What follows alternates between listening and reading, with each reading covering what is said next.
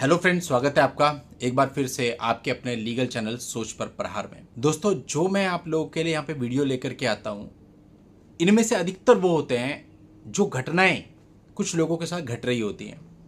और ये बहुत इंपॉर्टेंट होता है क्योंकि ये वो चीज़ें होती हैं जो कोर्ट के अंदर एक्चुअल में चल रही हैं और कुछ लोग इसे फेस कर रहे हैं, और उससे मिलती जुलती परिस्थितियां जिस किसी के भी सामने आएंगी उसके लिए वो पूरा एक गाइड की तरह काम करेगा। आपने देखा होगा, हम लोग जजमेंट्स पर भी वीडियो बनाते हैं, स्ट्रेटेजीज पे भी बनाते हैं, लोगों के प्रैक्टिकल एक्सपीरियंस पे भी बनाते हैं, लेकिन इस टाइप के वीडियो सबसे ज़्यादा इंपॉर्टेंट होते हैं जो किसी की परिस्थिति पर बने हैं। तो ऐसा एक मामला हमारे पास आया, उसमें एक व्यक्ति एक परिस्थिति से गुजर रहे थे और परिस्थिति ऐसी कि आप सभी लोगों को इस परिस्थिति से गुजरना ही पड़ेगा। इसलिए आप लोगों को इसे समझना बहुत जरूरी है। चाहे आपका केस नया है, चाहे पुराना, चाहे 3 साल हुए हैं, चाहे 5 साल, चाहे 1 साल, लेकिन एक ना एक दिन एक स्टेज ऐसी जरूर आएगी जब आपका कॉम्प्रोमाइज होगा। और वो कॉम्प्रोमाइज हो सकता है फ्री ऑफ कॉस्ट हो सकता है कुछ पैसे में हो, लेकिन कॉम्प्रोमाइज तो होगा।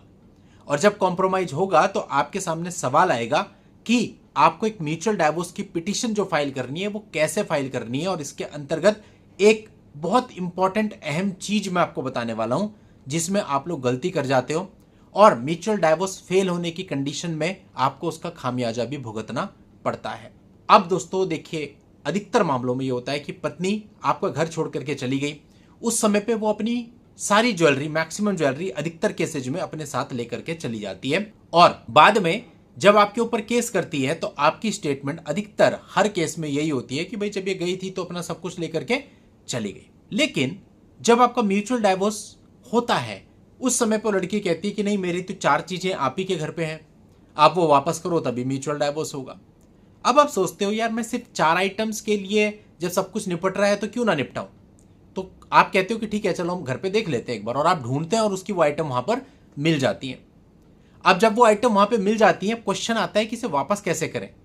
अगर आप म्यूचुअल डाइवोर्स की पिटीशन में प्रॉपरली ये लिखा देते हो कि भाई ये आइटम मेरे पास है और मैं इसको आज वापस कर रहा हूं, और उसकी रिसीविंग ले लेते हो पिटीशन में, इस केस में एक नुकसान आपको हो सकता है।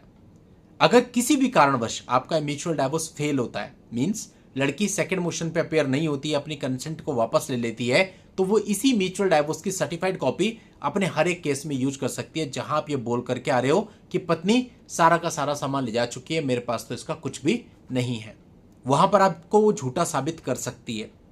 आपकी उस कॉपी को लगा करके कह सकती है, देखिए इसके पास था ये आइटम, ये मुझे वापस करने वाला था या कर दिए हैं, लेकिन केसेज में इसने झूठ बोला। आपके ऊपर परजरी बन सकती है या और कार्यवाहियां हो सकती हैं।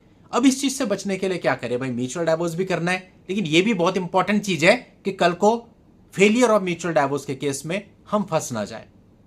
अब यहां पर आपको एक तरीका बता रहा हूं, आप फंसेंगे भी नहीं और बड़ी आसानी से आपका काम निकल जाएगा। ये बात मेरे किसी क्लाइंट ने कल पूछी थी, उनको मैंने बताई थी, तो इसी से मुझे विचार आया कि इस पर एक पब्लिक वीडियो होना चाहिए ताकि उन जैसे सभी लोगों को इससे हेल्प मिल सके। देखिए, अब आपने क्या करना है कि आपके पास कुछ गहने निकल आते हैं और आपकी इंटेंशन भी क्लियर है कि ठीक है मैं वापस कर दूंगा, कोई इशू नहीं है, लेकिन साथ साथ अपनी सेफ्टी को भी ध्यान में रखना है। अब जो म्यूचुअल डाइवोर्स की आपकी पिटीशन होगी उसमें आप ये लाइन बिल्कुल मत लिखवाइए कि फला फला फला फला चीज आप इसको वापस कर रहे हैं और उसकी रिसीविंग उससे ले रहे हैं, बल्कि इसके बजाय आप फर्स्ट मोशन पर उसको वो सारी चीजें वापस कर दीजिए और पिटीशन में क्लियर लिखवा दीजिए कि दोनों पक्षकारों ने जो भी सामान था, जो भी गहने थे, वो एक्सचेंज कर लिए। अब उनके बीच में स्त्रीधन या सामान को लेकर के कोई भी कलेश, कलह, विवाद, बाकी डिस्प्यूट नहीं है, और फ्यूचर में दोनों में से कोई भी पक्षकार एक दूसरे से किसी भी प्रकार के सामान, बिलोंगिंग्स या फिर गहनों की मांग नहीं करेगा।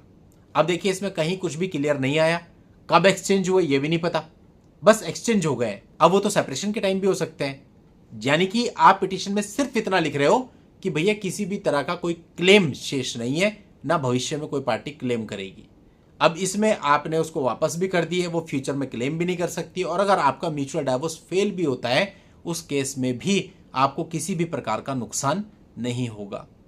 छोटी छोटी मगर मोटी बातें, शक्तिमान देखते थे बचपन में, वो यही होता था ना, एंड में बहुत छोटी छोटी बातें बताता था बच्चों को, लेकिन वो बहुत काम की होती थी। वैसे ही यहां पर इन विवादों के अंदर भी बहुत छोटी छोटी बातें होती हैं।